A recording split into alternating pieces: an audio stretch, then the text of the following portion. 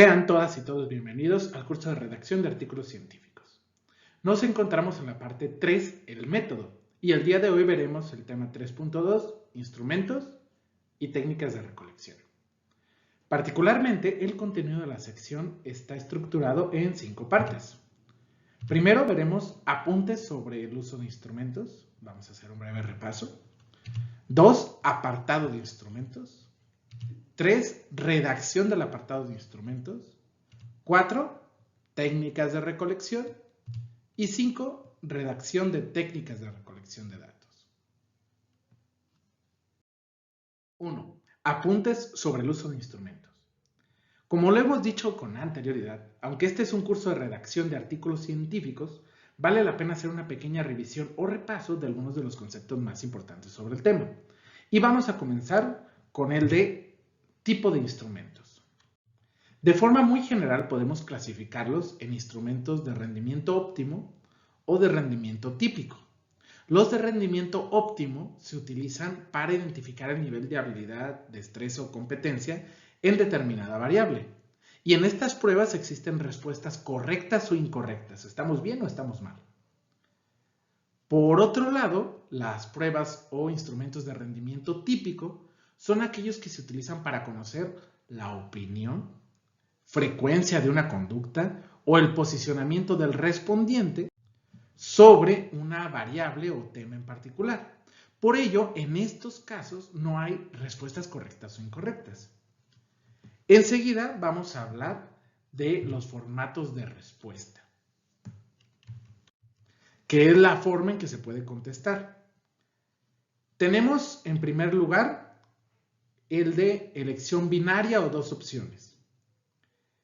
En estos casos puede ser sí o no, verdadero o falso, de acuerdo o en desacuerdo, pero nada más son dos opciones, hay que elegir una de ellas. Si es de rendimiento óptimo, pues una va a ser correcta y la otra falsa, y si es de rendimiento típico, pues nada más va a buscar pues tu opinión al respecto, pero sin que una esté bien y otra esté mal. Enseguida tenemos el escalamiento ordinal, mejor conocido como tipo Likert, que es el más utilizado. Consiste en presentar una serie de opciones graduales para que el respondiente seleccione aquella con la que concuerda en mayor medida. Puede ir, por ejemplo, de completamente en desacuerdo hasta completamente de acuerdo. De nunca a siempre. De nada a totalmente. Aquí, por ejemplo, está de totalmente en desacuerdo, desacuerdo, ni de acuerdo ni en desacuerdo, acuerdo y totalmente de acuerdo. Como mínimo, se sugieren 4 opciones de respuesta y como máximo 7, ya que algunas personas pueden tener problemas para responder con más opciones, pero lo más usual es utilizar 5, porque eso permite tener un punto intermedio y 2 en cada polaridad. Hay quien le gusta elegir un número par para forzar a la persona hacia estar más orientado a un lado que el otro, pero ya es una cuestión de estilos. Existe también el formato de diferencial semántico o de adjetivos bipolares, que se utiliza cuando queremos saber cómo un objeto es percibido por un grupo de personas. Se colocan un par de adjetivos separados por una línea y se le pide al respondiente que coloque una X de acuerdo a su percepción. Estos son pues menos usados. Por último, tenemos la escala numérica, que es muy usada sobre todo en las encuestas telefónicas, en donde nos piden que demos un número entre un límite inferior, que generalmente es 1, y un límite superior, que generalmente es 10, y que demos nuestra calificación o opinión sobre algo. Hay incluso algunos que usan una escala de 1 a 100, como sucede, por ejemplo, en la escala de autoconcepto AF5. Enseguida vamos a hablar de la confiabilidad. Este es un aspecto de mucha importancia en la elección de un instrumento. La confiabilidad se refiere al grado en que un resultado brinda resultados consistentes. Existen 4 formas de verificar si un instrumento tiene confiabilidad. Una es a través de la estrategia test-retest, la cual implica aplicar a una muestra determinada un instrumento, esperar un tiempo y volverlo a aplicar. Si la prueba tiene confiabilidad, pues deberá de haber una correlación alta, entre los hallazgos de la primera aplicación con los de la segunda aplicación. Un segundo método se llama de mitades partidas. Consiste en dividir el instrumento en dos partes, tener la misma cantidad de reactivos en la parte 1 y la misma cantidad en la parte 2. Se aplica a una misma muestra y se correlacionan ambas partes. En teoría, dado que los reactivos miden lo mismo o una misma variable, pues tiene que haber una alta correlación entre ellos. El tercer método se llama de formas paralelas, que consiste en crear un instrumento muy similar cambiando el orden o la redacción de los reactivos. Y ambos instrumentos, la forma A, la original, y la B, la creada, se aplican a una misma muestra. Entonces, si existe una alta correlación entre ambas versiones, podemos asumir que el instrumento es confiable. Pero la estrategia más utilizada para la confiabilidad y más reportada en los artículos es la confiabilidad a través de consistencia interna de los reactivos que componen la escala. Y para ello se utiliza comúnmente el alfa de Cronbach. Digamos que esta es una fórmula que a través de la correlación y la covarianza entre los reactivos se obtiene un número entre 0 y 1. Mientras más alto, indica que existe un mejor nivel de consistencia interna. Digamos que valores por encima de 0.9 pues se consideran excelentes. Entre 0.8 y 0.9 pues se consideran buenos y entre 0.7 y 0.8 suficientes. Valores ya por abajo de 0.7 pueden ser algo cuestionables, pero esta regla no es tan tajante, ¿de acuerdo? Depende mucho de la prueba utilizada y el uso que se le va a dar. Es el método pues, más utilizado porque digamos que lo calculas de forma automática en un software, no requiere como en los ejercicios anteriores que apliques una vez y otra vez o pruebas alternativas y digamos que hay cierta variación. Si tenemos reactivos que son nada más de sí o no dicotómicos, en lugar del alfa de Cronbach se reporta el KR20, que prácticamente es muy parecida a su fórmula y la interpretación es similar. Recientemente hay una alternativa al alfa de Cronbach que se cita cada vez más en los artículos, que es el coeficiente de McDonald, pero pues prácticamente se interpreta igual. Lo ideal es que nosotros consultemos el valor de consistencia interna de los instrumentos para saber si tiene la propiedad de confiabilidad. Ahora pasamos al de la validez, la cual se refiere a el grado en que el instrumento mide lo que pretende medir. Y generalmente se abordan tres tipos de validez. La primera validez se denomina de contenido o de jueces expertos y se refiere a que algunas personas que son expertas en el tema o en el diseño de instrumentos evalúen los reactivos que lo componen a fin de asegurar que son claros, que tienen una buena redacción, que son suficientes para evaluar una variable en particular y que son pertinentes para medir determinado constructo. El segundo tipo de validez se llama de criterio y se refiere al grado en que la medición que se obtiene con el instrumento se asocie con otros criterios externos. Puede ser del tipo convergente cuando se busca una asociación con otro instrumento con el que teóricamente se encuentra correlacionado. Se le llama divergente cuando se le asocia con otro constructo que en teoría no tiene que estar relacionado. Y por último, predictiva, cuando el instrumento puede predecir con cierto grado de confianza pues los resultados en una prueba que mida algo similar. Bueno, pero en resumen, la validez de criterio es comparar o cuando se compara los resultados de un instrumento con un criterio externo. Por último, tenemos la validez de constructo o también llamada estadística. Probablemente sea la más compleja. Su función es asegurar la estructura interna del instrumento, confirmando que los reactivos se relacionan entre sí creando factores. Esto se hace mediante la ejecución de un análisis factorial exploratorio y confirmatorio. Pero bueno, hay muchas cosas que decir del tema de instrumentos, pero dijimos que era un breve repaso. Solo como medida adicional, vamos a platicar un poquito sobre las diferencias entre los conceptos de confiabilidad y validez porque a veces se confunden un poco. Así que vamos a clarificarlos con un breve ejemplo. Para ello usaremos 4 básculas distintas. Antes de comenzar, tengo que decir que yo peso 83 kilogramos. Y en este ejercicio me voy a subir a cada una de las 4 básculas en 5 ocasiones. Es decir, que me subo, registro el resultado y me bajo. Me subo, registro el resultado y me bajo. 5 veces en cada una de las 4 básculas. Aquí les presento los resultados. Báscula 1, 2, 3 y 4. Y los respectivos pesos que me dio al subir en cada una de ellas. Vamos a comenzar con los resultados de la primera báscula. Vemos que primero me dio 85, 81, 85, 82 y 86.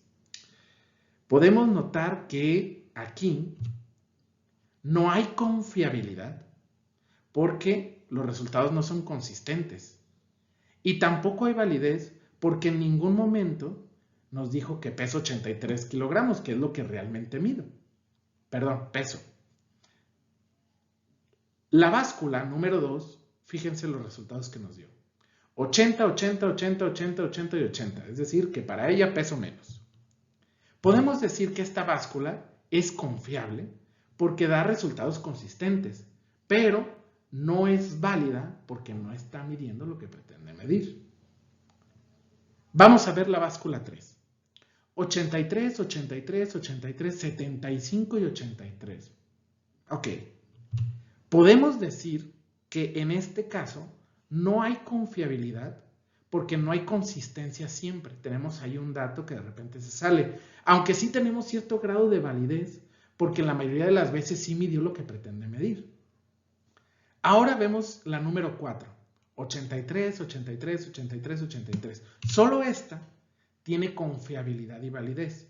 Confiabilidad porque es consistente y validez porque mide lo que pretende medir. Espero que con este breve ejemplo haya quedado un poquito más claro a qué nos referimos con confiabilidad y validez en los instrumentos. 2. Apartado de instrumentos. Se le denomina instrumentos en el enfoque cuantitativo al apartado que se utiliza para especificar y detallar los materiales, utilería y herramientas de medición utilizados en la investigación. Por su composición, digamos que este es uno de los apartados más técnicos, ya que hace referencia a algunos conceptos de tipo psicométrico.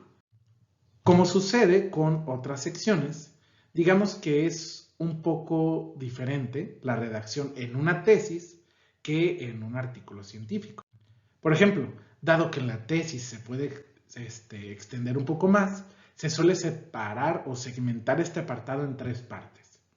En escenario, el cual describe el lugar donde se realizará el estudio. En materiales y utilerías, que presenta pues todo lo necesario desde computadora, proyector, mesas, audífonos, hojas, lápices, etc. Y ya los instrumentos de medición, que explica pues qué instrumentos fueron necesarios para medir la variable de interés. En el caso de los artículos, se enfocan más en los instrumentos para medir las variables del estudio. Y hay algunos elementos que se tienen que mencionar.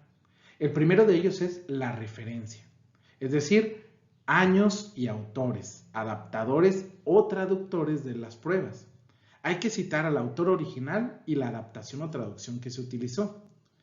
También hay que mencionar la versión, porque a veces existen diferentes versiones de un mismo instrumento. Así que, en caso de que aplique, habrá que describir qué versión estamos utilizando.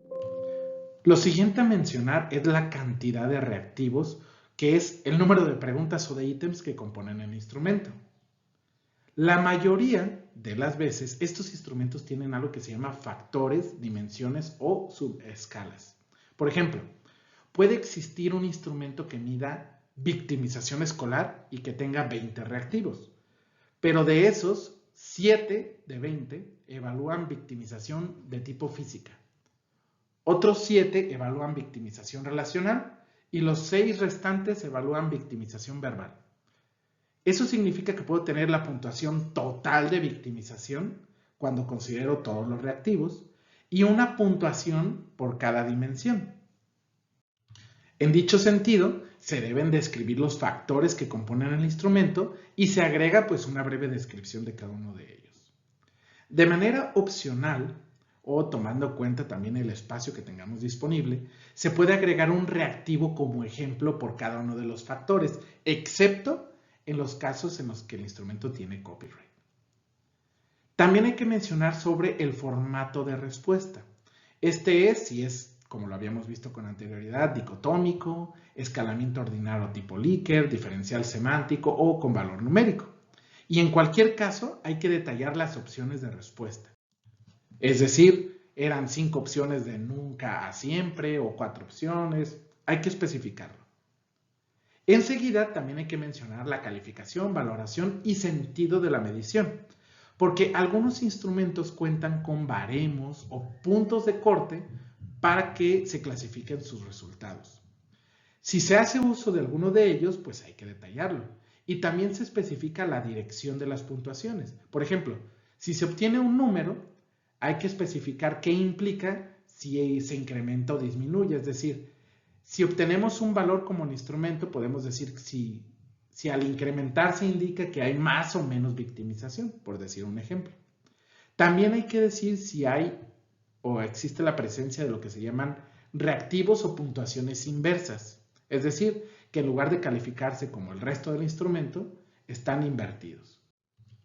También importante es mencionar las propiedades psicométricas que se han reportado del instrumento en otros estudios. Es decir, citar otros estudios en los que se ha utilizado el mismo instrumento en una población similar y que haya confirmado que tiene propiedades psicométricas adecuadas, principalmente de confiabilidad, ¿va? O también validez, pero principalmente confiabilidad. Y también hay que reportar las propias propiedades psicométricas reportadas en este estudio. Se reporta como mínimo confiabilidad, de acuerdo al alfa de Cronbach o KR20 o en su caso McDonald, por decir un ejemplo. Y se reporta por cada uno de los factores. Bueno, si se están preguntando dónde encontrar toda esta información, lo van a encontrar en los artículos de revisión de propiedades psicométricas de cada instrumento. Pueden encontrarlos directamente o rastrearlos a través de las referencias de un artículo que utilice ese mismo instrumento. En caso de que usemos más de un instrumento, pues habrá que especificar cada uno de ellos. Y ojo, cuando construimos nuestro propio instrumento o hacemos uno específicamente para el estudio, pero que no es un estudio de revisión de propiedades psicométricas, nada más, digamos que armamos un cuestionario para atender alguna variable, es necesario que hagamos una descripción más específica y detallada. Incluso se debe proporcionar información referente a un proceso de validez o confiabilidad del instrumento si es que lo hicimos. Pero bueno, vamos a ver ahora algunos ejemplos de su redacción. 3. Redacción del apartado de instrumentos. Tenemos frente a nosotros el apartado de instrumentos del artículo de Michelini y colaboradores que ya habíamos visto con anterioridad. Ellos utilizaron un cuestionario de conductas sexuales de riesgo, también un cuestionario de frecuencia de consumo de alcohol y de marihuana y la escala breve de impulsividad. Vamos a ver cómo redactaron cada una de estas 3 partes. Y comenzamos por el cuestionario de conductas sexuales de riesgo. Siguiendo estudios previos, y se citan aquí, se utilizó un cuestionario ad hoc para indagar la edad de inicio sexual y la cantidad total de parejas sexuales ocasionales en toda la vida. A partir de estas variables y la edad de los participantes se calculó la media de parejas ocasionales por año, es decir, cantidad total de parejas ocasionales entre edad de participante, edad de inicio sexual. Siguiendo estudios previos, aquí lo cita, se clasificó a los participantes según hubieran tenido o no inicio sexual temprano, es decir, igual o mayor a 14 es inicio temprano y igual o mayor a 15 sin inicio temprano. Se indagó la frecuencia de encuentros sexuales con parejas ocasionales durante el último año, desde 0, que es ninguna vez, hasta 12, que sería 4 o más veces por semana, y posteriormente se indagó la frecuencia, que iba desde 1, casi nunca, hasta 5, siempre, casi siempre, de diferentes conductas sexuales con parejas ocasionales. Puntualmente se midió la frecuencia, 1, de las relaciones sexuales sin usar preservativo o campo de látex, es decir, sin protección, y 2, de relaciones sexuales sin usar métodos anticonceptivos diferentes al preservativo o campo de látex. 3, de arrepentimiento por no haberse cuidado contra infecciones de transmisión sexual o embarazo, y 4, relaciones sexuales con más de una pareja de un mismo día, múltiples parejas. Podemos observar que este cuestionario no existía, fue construido especialmente para la investigación, por eso lo están haciendo de manera muy detallada. Por ejemplo, dicen, el cuestionario incluye una pregunta para decir inicio temprano o no inicio temprano, y ponen de punto de corte los 14 años. Y citan algunos autores que pueden decir que, o confirman, o tienen esa postura de decir que de los 14 para abajo es un inicio temprano. Y así hacen con otras preguntas relacionadas con la conducta sexual de riesgo. Por eso, aquí lo vemos como muy, muy detallado. No hay propiedades psicométricas, no hay aquí cantidad de reactivos y todo eso porque es un cuestionario, como dice ahí, ad hoc, hecho especialmente para el estudio. Seguimos ahora con el cuestionario de frecuencia de consumo de alcohol y de marihuana. Se definió el consumo de alcohol como el consumo de mayor de una unidad estándar de alcohol, que es igual a 14 gramos de alcohol, de acuerdo con el Ministerio de la Nación. Los participantes reportaron la frecuencia de consumo de al menos una UEA, que va desde 0, que es ninguna vez, hasta 12, que sería 3 veces o más por semana. Y de consumo de marihuana en cualquier forma, que iba desde 0, ninguna vez, hasta 12, que es 4 o más veces por semana, en el último año. A partir de las respuestas, se clasificó a los participantes en consumidores de alcohol, ALC, y consumidores de alcohol y de marihuana, ALC más marihuana. Ok, otra vez tenemos un cuestionario que se hizo exclusivamente para el estudio. Aquí nada más son un par de preguntas que servían para clasificar en ALC, es decir, persona que toma alcohol, consumidor de alcohol, o en ALC más marihuana, es decir, consuma alcohol y además consume marihuana. Bien, cerramos con la escala breve de impulsividad, la UPPS-P. Se utilizó la versión breve adaptada al español, de Cándido, de la escala de impulsividad original, que era de Lina. La escala tiene 20 ítems que se agrupan en 5 dimensiones: urgencia negativa, falta de perseverancia, falta de premeditación, búsqueda de sensaciones y urgencia positiva, que se responden con una escala de 4 puntos desde 1, que es muy poco parecido a mí, hasta 4, que es muy parecido a mí. Por cada dimensión, un mayor puntaje indica mayor impulsividad rasgo. Las subescalas presentan valores de confiabilidad adecuados, entre 0.74 y 0.81 de alfa de Cronbach. Para los análisis de datos, los puntajes por cada dimensión fueron recategorizados en 3 niveles: bajo, medio y alto, es decir, que no se trabajó con números, sino con categorías, según los percentiles 25, 50 y 75. Bajo era de 4 a 7 puntos, medio de 8 a 11 y alto de 12 a 16 para urgencia negativa. Bajo de 4 a 6, medio de 7 a 9 y alto de 10 a 17 para falta de perseverancia. Bajo de 4 a 6, medio de 7 a 8 y alto de 9 a 16 para falta de premeditación. Bajo de 4 a 8, medio de 9 a 11 y alto de 12 a 16 para búsqueda de sensaciones. Y por último, bajo de 4, medio de 5 a 7, alto de 8 a 16 para urgencia positiva.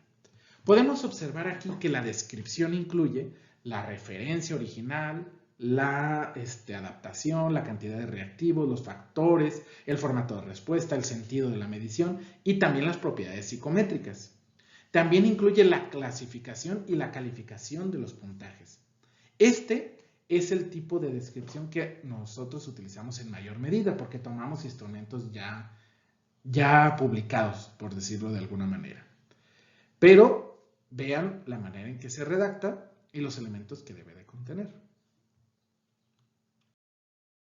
4. Técnicas de recolección. En los estudios cualitativos se habla de técnicas de recolección en lugar de instrumentos. Digamos que es la forma en la que vamos a obtener la información, ¿de acuerdo? Y también se le puede llamar como dispositivos a esta forma de obtener información. De acuerdo con Álvarez Gayún, Estas son algunas de las técnicas de recolección de datos cualitativos más utilizadas. La primera de ellas es la observación, que como su nombre sugiere es observar atentamente un fenómeno u objeto de estudio para realizar un análisis. Esta puede ser participante cuando te involucras o no participante cuando no interfieres con lo que sucede y es muy usada en los estudios etnográficos.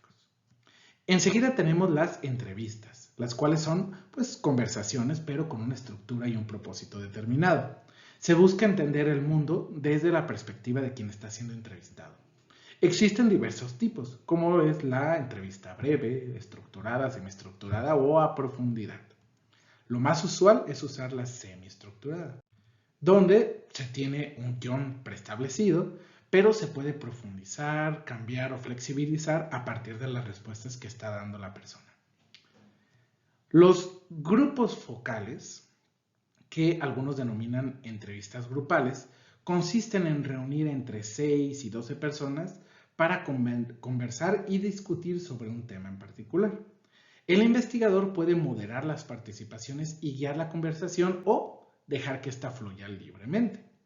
Tenemos también los cuestionarios, que son una serie de preguntas sobre un tema en particular que pueden utilizarse incluso de forma asincrónica, es decir, no tienes que estar frente a la persona como sucede en una entrevista para que ella la responda. Así que, sí, se trabaja con el discurso, son preguntas abiertas, pero digamos que no es una entrevista como sucede comúnmente. Enseguida tenemos la fotobiografía, que consiste en utilizar como tal fotografías de diversa índole para desarrollar una narrativa en torno a la forma en que una persona percibe algún fenómeno o para describir una historia familiar o personal. Enseguida vienen las historias de vida. En estas se utiliza el discurso de una o varias personas para reconstruir un evento o suceso en especial. La investigación endógena es cuando los propios participantes del estudio dirigen la investigación. Digamos que se encargan ellos mismos de la recolección de información y pueden tomar decisiones sobre muchos aspectos del estudio. Son muy útiles para estudiar contextos, eventos o situaciones en las que el investigador no puede acceder. Por ejemplo, el sistema penitenciario, las bandas delictivas o algunos grupos políticos, por mencionar algún ejemplo. Por último, tenemos las redes semánticas, que esta es considerada más bien una técnica híbrida, ya que combina elementos cuantitativos y cualitativos. Se usa mucho para conocer el significado psicológico que se le atribuye a un objeto o fenómeno. En él se le pide a cada participante que piense en las palabras que le vienen a la mente cuando escucha determinada palabra estímulo. Posteriormente se le pide que jerarquicen de la más importante a la menos importante y eso se les asigna un valor numérico que después se suma a partir de las respuestas de todos los participantes y da lugar a algo que se llama peso semántico.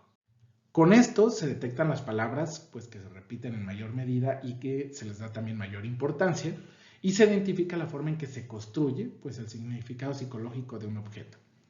Esta técnica se asemeja también mucho a los análisis que se efectúan en el estudio de las representaciones sociales, sobre todo desde el enfoque estructural. Pero bueno, una vez seleccionada la técnica de recolección, también es necesario especificar, pues, cuáles son o cuáles serán las preguntas utilizadas o más bien como el guión de entrevista, ¿va? Si bien de repente podemos por ahí incluir más preguntas o desviar el tema, es necesario tener un guión previo.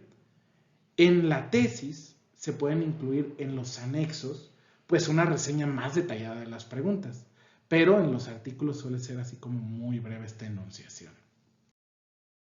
5. Redacción de técnicas de recolección de datos. Vamos a ver ahora un ejemplo de cómo se redacta esta sección. El presente estudio se realizó por medio de entrevistas semiestructuradas y grupos de discusión a través de una estrategia de complementariedad. Para esto se elaboró un único guión de preguntas ad hoc de carácter semiestructurado con la finalidad de responder a los objetivos de la investigación. Por tanto, el guión de preguntas en la entrevista y los grupos de discusión se organizó en 3 bloques: conocimiento sobre el acoso sexual, percepción de la frecuencia y los motivos del acoso sexual en el ámbito universitario y actitudes hacia el acoso sexual. Este proviene de la investigación de Alonso y colaboradores que ya habíamos visto con anterioridad. Podemos notar que está haciendo alusión al uso de entrevistas de tipo semiestructurado. Está diciendo que hay un guión de preguntas específicas hechas para este estudio, no lo tomaron de otro, y dice más o menos cuáles son las áreas temáticas. Podemos notar que no nos está colocando cuáles son las preguntas específicamente, porque aquí habíamos dicho que por una cuestión de extensión puede que no se presenten, pero sí nos dice los bloques temáticos. Veamos otro ejemplo. Este otro ejemplo es de un cuestionario sobre los elementos de narcocultura de un estudio de Reynoso y colaboradores de 2020. Se utilizó un cuestionario para detectar el conocimiento y gusto de los estudiantes por las narcoseries y los narcocorridos, así como para detectar las series específicas que los jóvenes habían visto al menos una sola vez. Específicamente las preguntas fueron: ¿conoces alguna narcoserie? Por ejemplo, El Señor de los Cielos, La Reina del Sur, etc. Y era sí o no. ¿Te gustan las narcoseries? Sí o no. ¿Cuál de ellas has visto? Sí o no. Se mencionan las series más populares con dicho contenido, así como la opción para mencionar otras. El Señor de los Cielos, La Reina del Sur, El Chapo, El Chema, Las Muñecas de la Mafia y Rosario Tijeras, por mencionar algunas. Y también se agregó la opción para agregar otras series no mencionadas. ¿Conoces los narcocorridos, sí o no? ¿Te gustan los narcocorridos, sí o no? ¿Cuáles son los narcocorridos que conoces? ¿Y qué cantantes o grupos de narcocorridos conoces?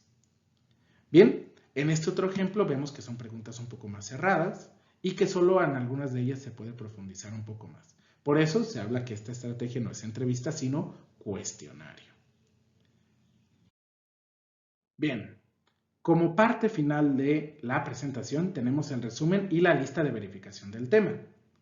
Lo primero que hicimos fue hacer un repaso sobre el uso de instrumentos. Hablamos de los tipos, si era de rendimiento óptimo y típico, de los formatos de respuesta, de la elección binaria, categorías ordenadas, etc. También se habló un poco de la confiabilidad de un instrumento que puede ser evaluada a través de 4 métodos. El test-retest, mitades partidas, formas alternativas o paralelas, o los valores de consistencia de alfa de Cronbach.